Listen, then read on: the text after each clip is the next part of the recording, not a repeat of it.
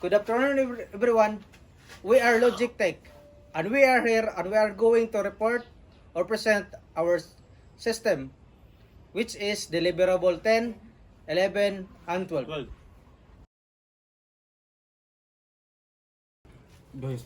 So this is our login page, and I will be demonstrating the admin dashboard. So I will be logging my admin account. And here is our demo credentials for this program.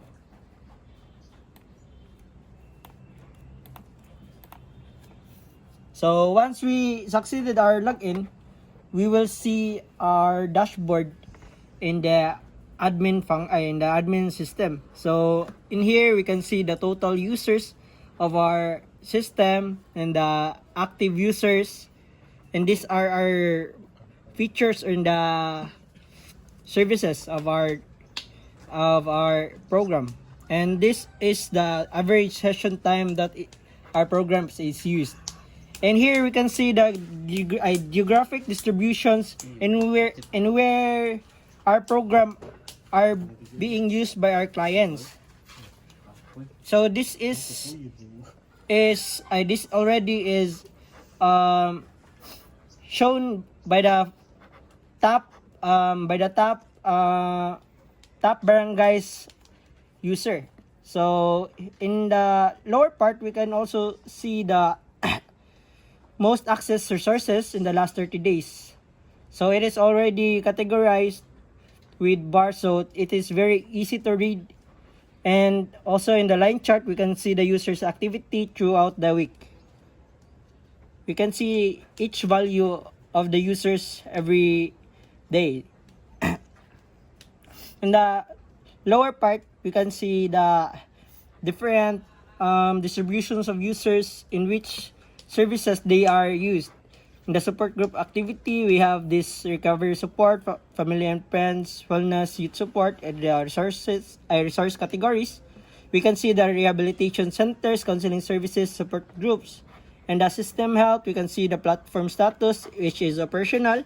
We can see the error. We can also see real-time error in case our system is down, and also the ping and the uptime of our current system. So next guys, we have here is the client account. So I'm gonna enter the demo credentials for the client.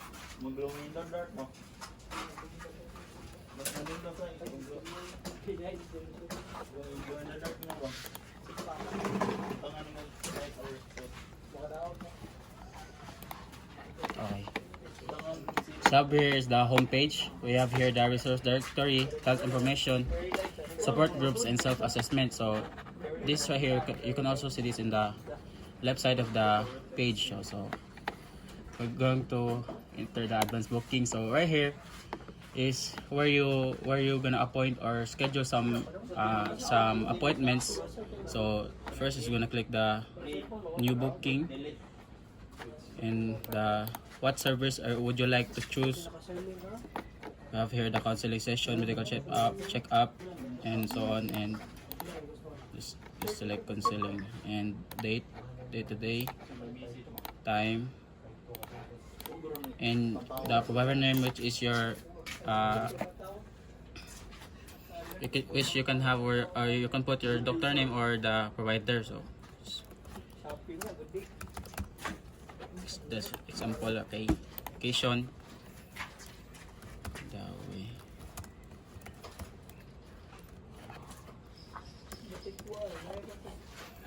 And so contact number, and if you have additional notes you can just put it in here.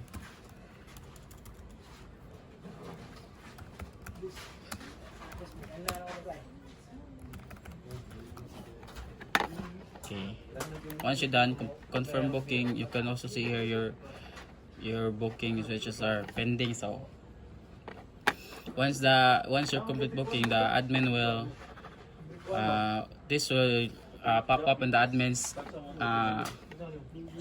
dashboard. So it's up to the admin if yung i-confirm ang kuan yung booking. So next is the resource directory. So research directory here is kanang, which is mga local habitations nga na address sa city. So na mga ilang mga asa ilang address, asa unsa ilang mga services nga mahatag. So na address tanan. So mo rin siya i-visit dire niya, pwede ka maka-search dire. So hope recovery center, so magawas dire. So next is the health information. So na dire ang kanang mga ug asa ka kanang kung sitaw ning kung anang ka na knowledge sa mga information about sa kaning mga abuse or mga addiction or mga substances nga mga kuan. So nara diri mga information. So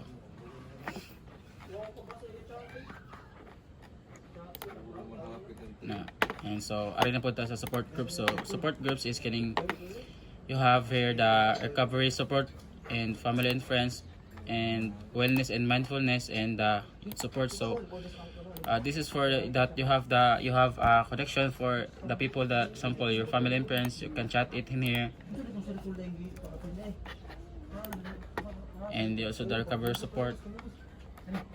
And so next is self-assessment. So self-assessment, this is a confidential screen that help you understand your relationship with substance. So ari ganay mo a self-assessment. So imong kanon if have you ever felt or cut down drug or use. So na diri self-assessment kadri. So next is a progress tracker. So kani kay imong progress tracker, so means nga every day magbutang nga diri unsay imong progress sa day 1 hangtod sa 365 days. So lag to days progress. So imong ikuan butang baga diri date para karon adlaw. So day 1 man imong day 1. So how are you feeling today? So imbutang i-rate nimo or 7 out of 10. So 10 is excellent, 1 is the poorest.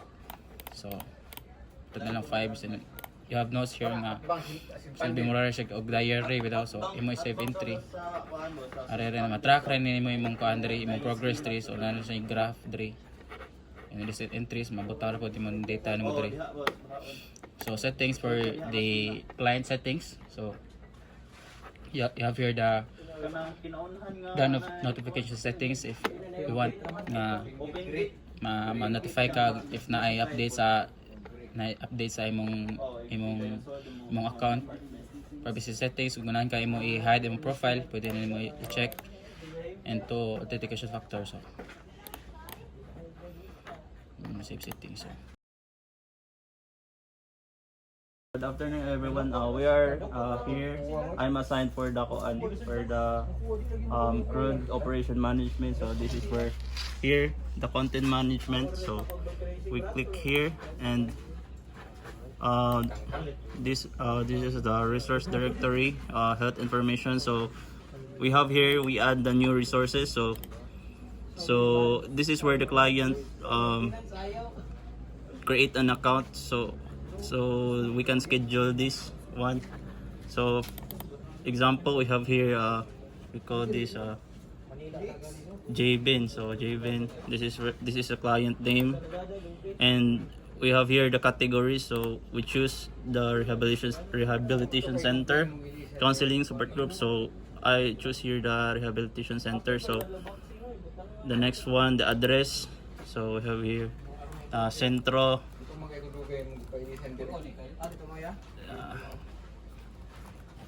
And the city, so here Mandaue City, and the phone number. So we have here the phone number, we select the phone number, and the hours of the schedule. So we have here 1 o'clock p.m. So here description based on the client, and save resource. So we have here the schedule. So meaning to say if we create the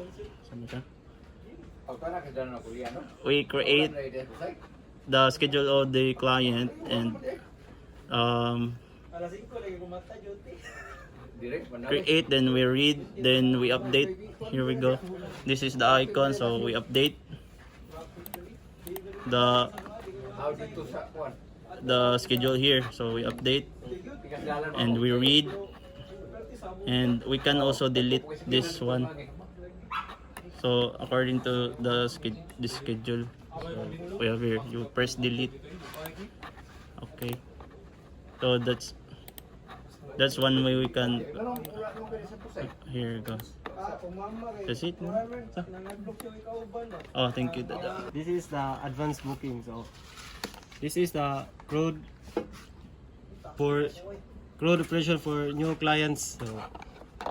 So this is the service type. So you can select here. So if you want a medical checkup, you can choose this and select a date of appointment. So example is like December 26, 2025.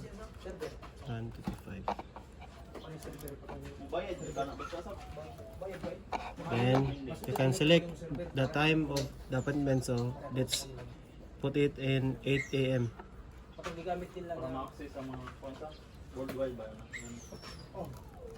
Then the name of doctor, example Dr. Kael. Then the location of clinic is, you can select in Mandaue City.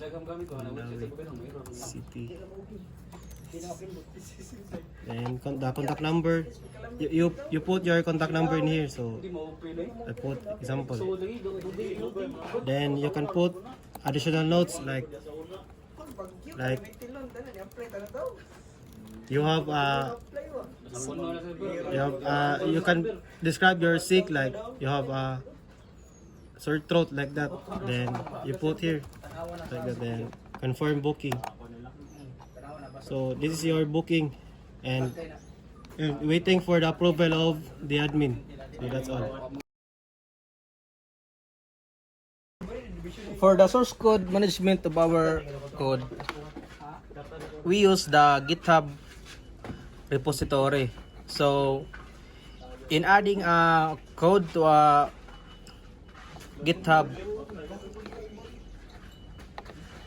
not an existing file, no, kanang dili siya kanang wala pa ta nag-add og kanang code or pa ta nagbuhat og repository. So we can use this git command.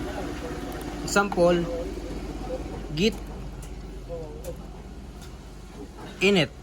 So what is git init? Git init is imong i-check ang status sa imong code nga imong i-add.